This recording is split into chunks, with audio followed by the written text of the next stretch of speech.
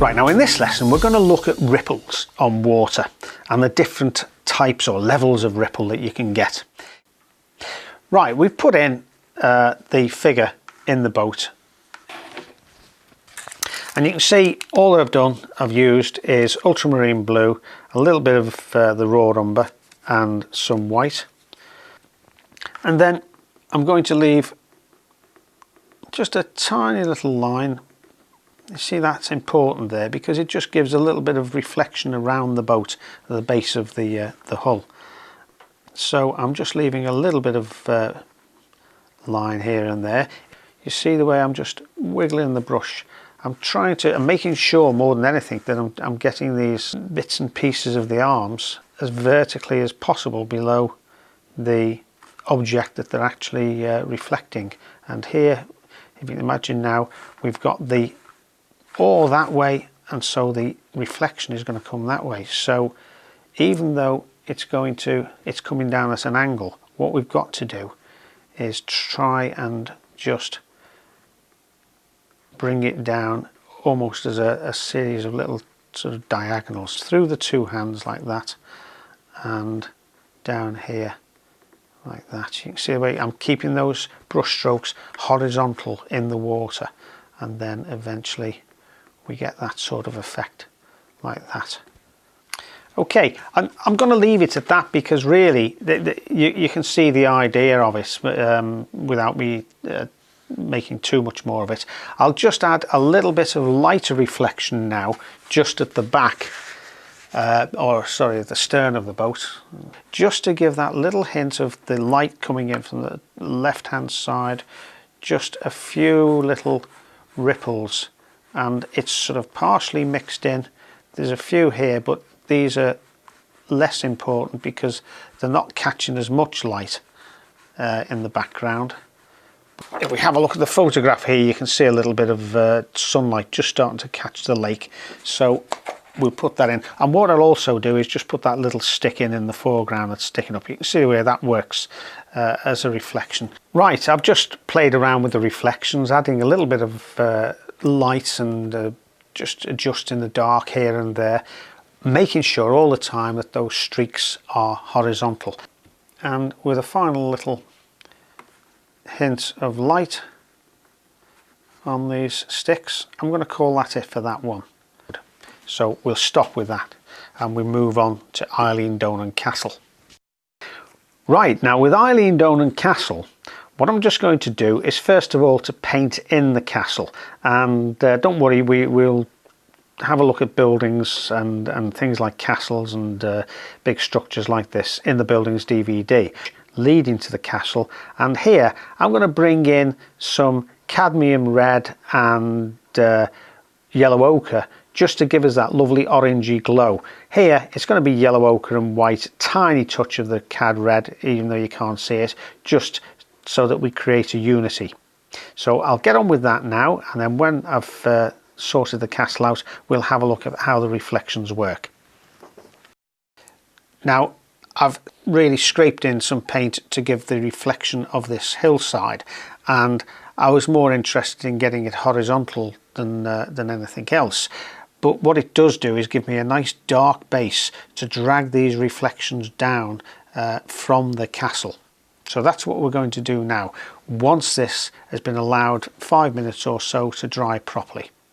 So we'll start off simply with the 1/2 inch flat brush, and I've got a mix of these colours that we've used for the castle, and we'll just bring that down like that. So we'll use that as just a little basis and take the rest of the paint off now. So we're going to just create this sort of, you see the way we're dragging that from side to side, give us that little sort of impression of rippled water in a distance. So what we're going to do now is much the same for the castle. This time with a little more red paint. If you start off somewhere like that, and again you don't need to worry too much about the overall height of the castle, as long as you get the proportions roughly sort of right. Now I'm going to take that main part of the paint out, and now we're going to drag that straight downwards like that. If we now go back in and add a little bit more paint, take some paint out again, this time we'll just take that down like that and like that, and then by dragging straight down, yeah, there we go, you can see how that's starting to create the effect. Right, and that's coming along well now. Okay, what I'm just going to do now is here and there with both the flat brush and the round brush, you can see I'm just not randomly, but in a sort of in a fairly controlled way, I'm looking at where I think the lightest parts of the castle are, and just dragging that light area down. Now you can see the difference with the height of these turrets here, how much they've lengthened with the reflection of the water. Right, now I'm just playing around, sliding the reflections here slightly sideways. I'm just taking a couple of those highlights out. They've perhaps gone a bit too far, particularly this far end of the castle, but as the water gets closer and the ripples will get a little bit bigger inevitably. And I'm going to wrap that up now by putting just a couple of very light lights where these floodlights are, just streaking just one single streak down like that. Okay, I'm happy with that. I think you can see the idea now of how easy it is to get those blurry sort of beautiful ripples that give such a shimmering surreal effect, particularly of a night scene like this Eilean Donan castle in Scotland. Okay, we're going to have a look at our little friend the male mallard duck here and these sort of circular reflections. Right, I've made two mixes of pale blue. This is ultramarine and white, and this is ultramarine and white with a little bit of raw umber added. And what I'm going to achieve is, having put this base colour on, is to start creating some brush strokes to create this sort of half round effect. You don't want it too round as a circle at this stage. It's really more of a half moon than anything. And you can see how these ripples are almost presenting themselves to you by accident. Right, now you can see that I've just sketched very quickly an outline of our little mate, the male mallard here, and I'm going to paint that in now, and then once I've done that we'll come back and have a look at how the reflection works in these large ripples that he's creating just by floating gently across the water. Right, I've just finished playing around getting the mallard sitting down in the water. Now we're going to look at the reflection here of the body. What I'm using here is a mix of the white, the raw umber, and I've added here in this mix a little bit of ultramarine blue. It gives like a bluey grey effect, and you can see that the reflection is almost mirror-like, but just to the edge here it starts to break up. So we'll copy that exactly as it is, and that's probably, you know, all that we really need of that part of the body. Right, I'm just going to change to the rigger for this extra little bit of broken reflection. Okay, I'm happy with that. I don't think the reflection needs any more than that. It's just a little bit of breaking up. What I'm going to do though is just darken that where this bit comes in underneath the body, and I'm going to do that by adding, I'll show you what I'm doing. I've just added a tiny touch more ultramarine blue. It's only a subtle thing, but we'll get that there and then wipe out on the paint.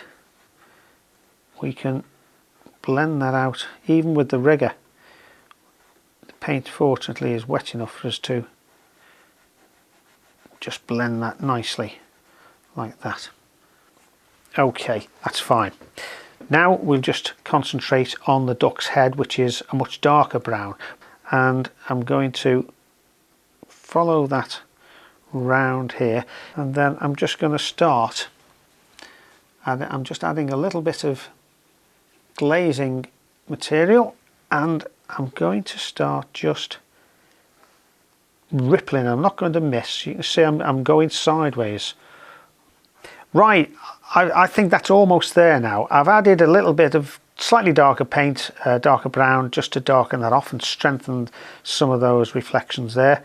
And the only thing I'm going to do now is just finish off by just painting those orange, or an orange foot underneath in a fairly dull way, so that it looks like the foot is actually under the water. And we've got the back leg, or the leg is just breaking through the hint of the ripples there, like that. You don't want it too bright, but it's just, now then, to make sure that we have the water riding over that, I'm just going to mix a little bit of glaze material. If we just paint over that very, very gently.